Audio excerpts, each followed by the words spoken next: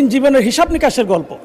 কিন্তু এবার মাননীয় অর্থমন্ত্রী যে বাজেট প্রকাশ করেছেন, প্রস্তাব করেছেন, এ বাজেট আসলে আশারে গল্প।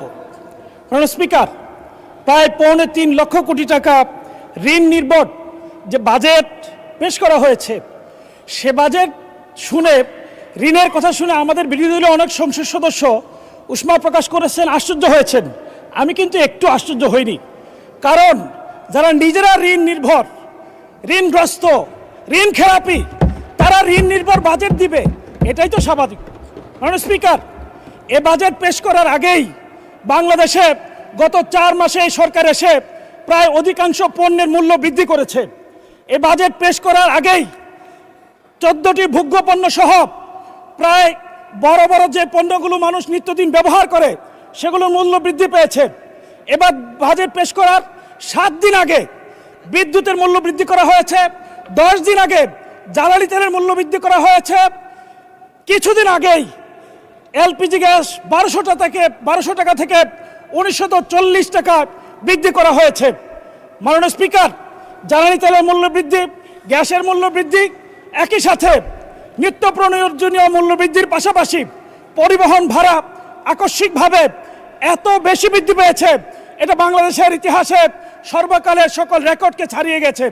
মাননীয় স্পিকার, বাংলাদেশের মানুষ খুব আশা নিয়েছিল এই বাজেট পেশের মধ্য দিয়ে এই মূল্য বৃদ্ধিকৃত পণ্যের মূল্য হ্রাস পাবে, কিন্তু এই বাজেট বাংলাদেশের মানুষকে হতাশ করেছে।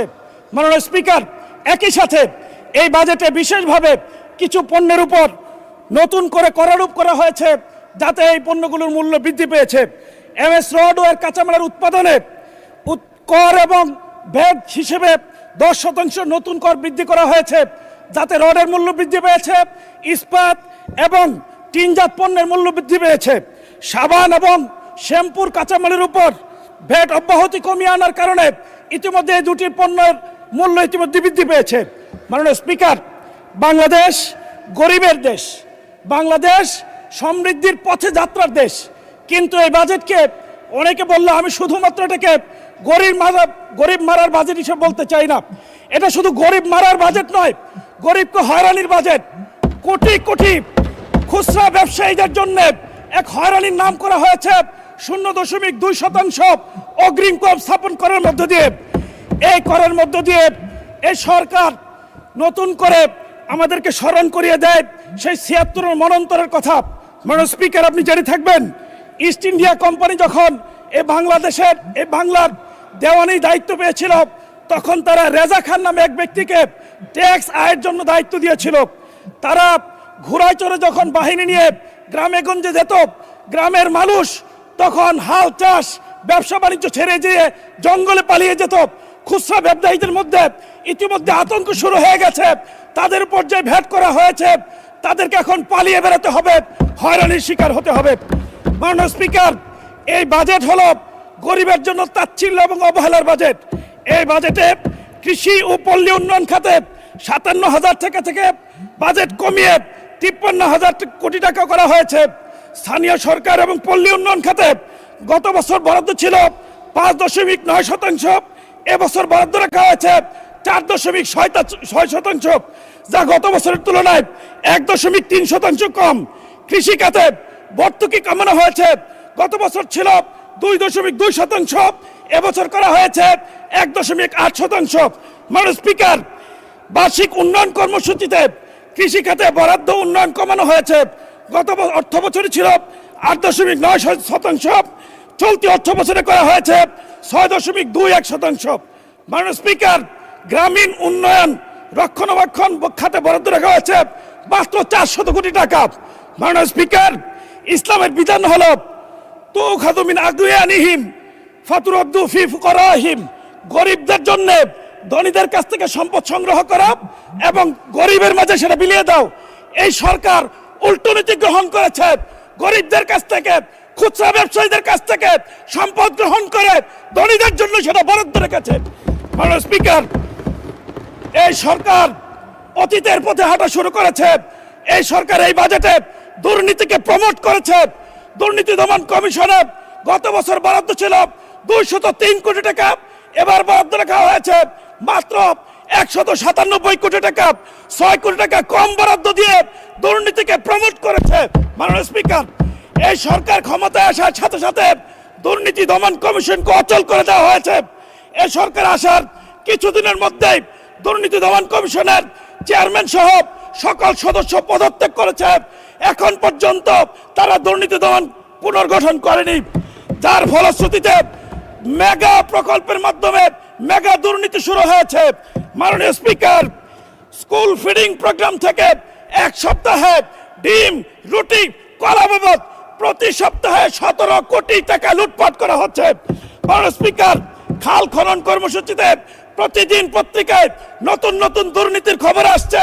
মাননীয় স্পিকার, দুর্নীতির নতুন রুল মডেল হয়েছে। এখন ক্যালকুলেটরে হিসাব করে 10 থেকে 15% পর্যন্ত ঘুষ নেওয়া হচ্ছে। মাননীয় স্পিকার, দুর্নীতিকে প্রমোট করার জন্য সারোয়ার আলমের মতো সৎ, শিক্ষিত, সদরপি এই বাংলাদেশের একজন ক্লিন ইমেজের ডিসিকে সিলেট থেকে প্রত্যাহার করা হয়েছে। মাননীয় স্পিকার, নতুন করে এনবিআর থেকে মতিউরের মতো আনোয়ার খুঁজে পাওয়া যাচ্ছে। মতিউরের ছিল 500 কোটি টাকার দুর্নীতি, আনোয়ারের দুর্নীতি পাওয়া গেছে 900 কোটি টাকা। মাননীয় স্পিকার, বাংলাদেশ রেস্টুরেন্ট ওনার্স অ্যাসোসিয়েশনের মালিক তিনি বলেছেন, যে এনবিআর বাজেট প্রণয়নে যুক্ত থাকে, যে এনবিআর করারূপ করে, যে এনবিআর ভোট করে, সেই এনবিআর যে পরিমাণ দুর্নীতি করে সেটা যদি নেওয়া হয় তাহলে বাংলাদেশে বাজেটের দরকার হবে না। মাননীয় স্পিকার, আমাদের জন্য অত্যন্ত হতাশার খবর। আপনাকে 2 মিনিট দেওয়া হলো, 2 মিনিটে শেষ করবেন। মাননীয় স্পিকার, আমাদের জন্য অত্যন্ত হতাশার হলো এই বাজেট জুলাইকে ধারণ করেনি। এই বাজেট আমার ওয়ালিউল্লাহ মুকদ্দাস ভাইয়ের গুম হওয়া সন্তানের কান্নার খবর রাখেনি। গুম কমিশনের জন্য এই বাজেট 1 টাকা বরাদ্দ রাখেনি।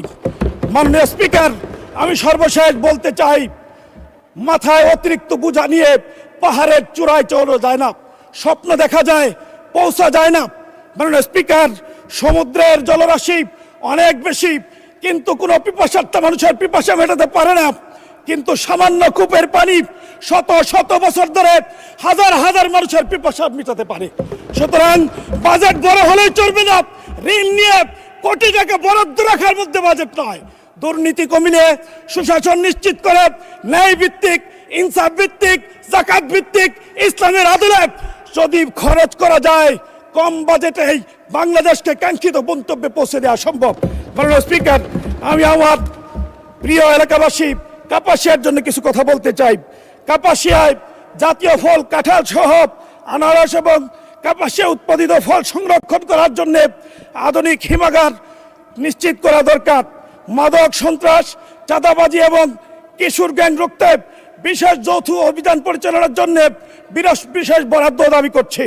কাপাসিয়াকে শিল্প বান্ধব করতে অবকাঠামো উন্নয়নে আমি বিশেষ বরাদ্দ দাবি করছি। ট্রমা সেন্টার এবং মাদক নিরাপদ কেন্দ্র প্রতিষ্ঠার জন্য মাননীয় স্পিকার, আপনার কাছে আমি আপনার মাধ্যমে মাননীয় মন্ত্রীর কাছে বিশেষ বরাদ্দ দাবি করছি।